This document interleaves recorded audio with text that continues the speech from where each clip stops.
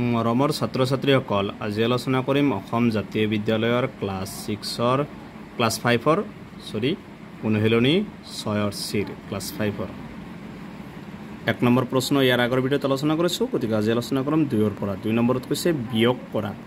এ নম্বৰত দিছে 3/4 - 1/6। প্ৰথমটো দি আছে যে বিয়োগ কৰা 3/4 - 1/6। গতিকে 4 আৰু 4 লহাগ ওলাই ল'বা। যেহেতু দুটা একে সংখ্যাৰ হৰণ যায়, 2 যাব, 2 দি 4 2বাৰ, 2 দি 6 3বাৰ। এটা মৌলিক সংখ্যাৰ নাযায়, গতিকে পূৰণ কৰিবা। 2 2 গুণ 7, 4 3 গুণ 12। মানে আমি লহাগটো কিমান পাইছোঁ? 4 আৰু 6ৰ 12। এবাৰ চাবা 4 দি 12 কেইবাৰ যাব? 3বাৰ। 3ৰ লগত এই ওপৰটো পূৰণ কৰিবা। 3 3 গুণ 9 মাইনাছ 6 দি 12 কেইবাৰ যাব? 2বাৰ। 2ৰ লগত ওপৰটো পূৰণ, 2 1 গুণ 2। তলত আছে 12, 9ৰ পৰা 2 গ'লে কিমান হ'ব? 7। এইটো হৈছে এই নম্বৰটোৰ এনচাৰ। একদম চিম্পল। বি নম্বৰত দিছে 7/8 আৰু 1/2। গতিকে এইটোৰো লহাগ ওলাই ল'বা। 8 আৰু 2। দুটা কি 2ৰে হৰণ যাব, 2 দি 8 যাব 4বাৰ, 2 দি 2 যাব 1বাৰ। আৰু একে সংখ্যাৰ হৰণ নাযায়, পূৰণ কৰিবা। 2 4 গুণ 8, 8 1 গুণ 8। আমি লহাগটো কিমান পাইছোঁ? 8। চাবা এতিয়া এই 8 দি 8 কেইবাৰ যাব? 1বাৰ। 1ৰ লগত 7 পূৰণ কৰিলে 7 কিয়? 2 দি 8 কেইবাৰ যাব? 4বাৰ। 4ৰ লগত 1 পূৰণ কৰিবা, কিমান হ'ব? 4। তলত আছে 8, 7ৰ পৰা 4 গ'লে কিমান? 3। এইটো হৈছে বি নম্বৰটোৰ এনচাৰ। চি নম্বৰটো দি আছে 1/2 - 1/3। এই দুটা মৌলিক সংখ্যা, একে সংখ্যাৰ হৰণ নাযায়, গতিকে তলে তলে পূৰণ কৰিবা।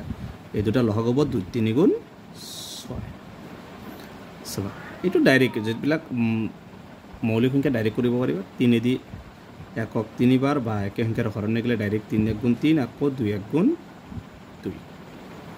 3ৰ পৰা 2 গ'লে তলত আছে 6। এইটো হৈছে চি নম্বৰটোৰ এনচাৰ। ডি নম্বৰটো দিছে 1 - 3/5। একো নাই মানে 1 আছে। 5 আৰু 1ৰ লহাগত 5, 5ৰ লগত 1 পূৰণ, 1ৰ লগত 3। 5 1 গুণ 5 বিয়োগ 1 3 গুণ 3। তলত আছে 5, 5ৰ পৰা 3 গ'লে 2। এইটোৰ এনচাৰ, ডি নম্বৰৰ এনচাৰ হ'ব 2/5। ই নম্বৰত আছে 3 - 4/7। চাবা ইয়াৰ তলত 1 নাই মানে 1, একো নাই মানে 1 আছে। গতিকে 7 আৰু 1ৰ লহাগ 7 হ'ব। 7ৰ লগত 3 পূৰণ কৰিলে কিমান হ'ব? 21। ইয়াত 1 আছে। 1ৰ লগত 4 পূৰণ কৰিলে 4। তলত আছে 7, 21ৰ পৰা আমি যদি 4 বাদ দিওঁ কিমান হ'ব? 17। এইটো মিশ্ৰ ভনালৈ নিব পাৰিবা। কেনেকৈ? এনেকৈ 17 7 দি কেইবাৰ যাব? 2বাৰ। 7 2 গুণ 14। তো এইটো মিশ্ৰ ভনাত লিখিলে তলত 7 আছে। 7 ভাগফলটো কিমান? 2 আৰু ভাগ 1টো কিমান? 3। এইখিনি থৈ দিলেও তোমাৰ এনচাৰটো ৰাইট হ'ব। 1 নম্বৰটোত আছে 11 - 3 = 1/2। গতিকে 11 এইটো প্ৰথমে মিশ্ৰ ভনাত ভাঙি ল'বা। তলত 2 আছে, 2, 2ৰ লগত 3টো পূৰণ, ওপৰটো যোগ 3 6 6 1 7 বা 11 এইটো লহাগ ওলোৱা। এতিয়া তলত একো নাই মানে 1 আছে। 2 আৰু 1ৰ লহাগ 2। এইবাৰ 2ৰ লগত 11 পূৰণ কৰিলে কিমান হ'ব? 22। 1ৰ লগত 7 পূৰণ কৰিলে 7। তলত আছে 2। 22ৰ পৰা যদি আমি 7টো বাদ দিওঁ কিমান থাকে? 15। এই 15টো আকৌ মিশ্ৰ ভনালৈ নিবা। মিশ্ৰ ভনালৈ হৰণ কৰিব লাগিব। 2 দি যাব 15ক 7বাৰ, 2 7 গুণ 14, 1 বাকী। তলত হ'ব 2, ভাগফলটো কিমান হৈছে আমাৰ? 7 আৰু ভাগ 1টো কিমান? 1, 1টো ওপৰত থাকিব। তো এইটো হৈছে 1 নম্বৰটোৰ এনচাৰ। জি নম্বৰটোত আছে 8 = 5/9 আৰু -4। এইটো প্ৰথমে ভাঙি ল'বা। তলত 9 আছে। 9ৰ লগত 8টো পূৰণ, ওপৰতটো যোগ। 9 8 গুণ কিমান? 72। 72ৰ লগত 5 যোগ কৰিলে কিমান হ'ব? 77। তাৰপিছত -4। এইবাৰ লহাগটো ল'বা। একো নাই মানে 1 আছে। 9 আৰু 1ৰ লহাগ 9।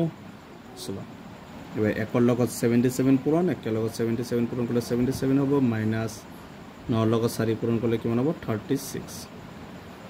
77ৰ পৰা 36 বাদ দিলে 7ৰ পৰা 6 গ'লে 1, 7ৰ পৰা 3 গ'লে 4, কিমান হ'ব? 41। 41টো এতিয়া মিশ্ৰ ভনালৈ নিব পাৰিবা। 9 দি কেইবাৰ যাব? 4বাৰ। 9 4 গুণ কিমান? 36। 6 গ'লে 5।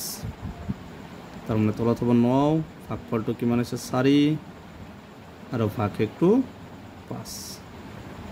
4 সমস্ত 5/9 এইটো হৈছে আমাৰ জি নম্বৰটোৰ এনসাৰ এইচ নম্বৰ দিছে 10 সমস্ত 5/7 -3 সমস্ত 1/5 তো প্ৰথমে এইটো ভাঙি ল'বা 7 হাতৰ লগত 10 টো পূৰণ ওপৰত 2 যোগ 70 17 5 + 75 মাইনাছ 5 লগত 3 টো পূৰণ কৰিলে 15 15 লগত 1 যোগ কৰিলে 16 এইবাৰ চাবা এইটোটা যেহেতু মৌলিক সংখ্যা ডাইৰেক্ট 7 5 গুণ কিমান হ'ব 35 তাৰপিছত 5 লগত 75 পূৰণ 5 5 গুণ 25 5 2 গুণ 5 7 গুণ 35 37 মাইনাছ 7 লগত 16 পূৰণ কৰিলে 7 6 গুণ 42 4 7 1 গুণ 7 7 4 11 তলত হৈছে 35 তাৰপিছত 375 ৰ পৰা 112 মাইনাছ কৰিম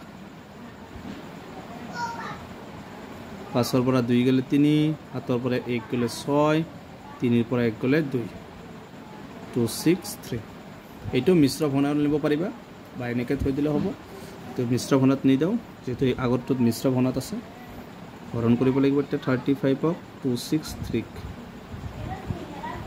35 ক 263 দি কেইবাৰ যাব 7 বাৰ যাব 7 বাৰ গ'লে কিমান হ'ব 245 মাইনাছ কৰক 1 ধাৰ কৰা 13 পৰা 5 গ'লে 8 ইয়াত থাকিল 5 5 ৰ পৰা 4 গ'লে 1 2 ৰ পৰা 1 2 গ'লে 0 গতিকে আমি আনসাৰটো এনেকৈ লিখিব পাৰিম তলত আছে আমাৰ 35 ভাগফলটো কিমান 7 আৰু ভাগ 1টো 18 18টো ওপৰত লিখিবা এইটো হৈছে আমাৰ এইচ নম্বৰটোৰ আনসাৰ 7 সমস্ত 18/35 আই নম্বৰ প্ৰশ্ন যে 12 সমস্ত 3/10 আৰু -7 সমস্ত 1/15 এইটো প্ৰথমে মিশ্ৰ ঘনটো ভাঙি ল'বা তলত আছে 10 10 ৰ লগত 12 পূৰণ কৰিলে কিমান হ'ব 120 120 ৰ লগত 3 যোগ কৰিলে 123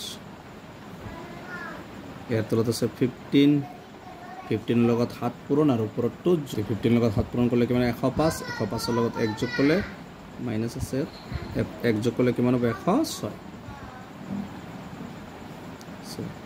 এতিয়া 10 আৰু 15 লহাগু ল'ম চাবা 10 আৰু 15 লহাগু 5 ৰে যাব 10 5 3 গুণ 15 গতিকে আর নাযায় গতিকে 5 2 গুণ 10 10 3 গুণ 30 লহাগুটো আমাৰ হ'ব 30 10 দি 30 হক 3 বাৰ 3 লগত এইটো পূৰণ 3 3 গুণ 9 3 2 গুণ 6 3 1 গুণ 3 তাৰপিছত 15 দি 30 হক 2 বাৰ 2 6 গুণ 12 তো 1 2 গুণ 1 2 1 গুণ 2 2 হ 12 তলত আছে 30 তে 3 হ 69 2 হ 12 পৰা মাইনাস কৰা আমাৰ পৰা 2 গেলে 7 6 এৰ পৰা 1 গেলে 5 কিমান হ'ব 157 এইটো মিশ্ৰ ঘনত নিব পাৰিবা গতিকে মিশ্ৰ ঘনত লয়ও 157 30 30 দি কেইবাৰ যাব 5 বাৰ যাব 5 0 5 3 গুণ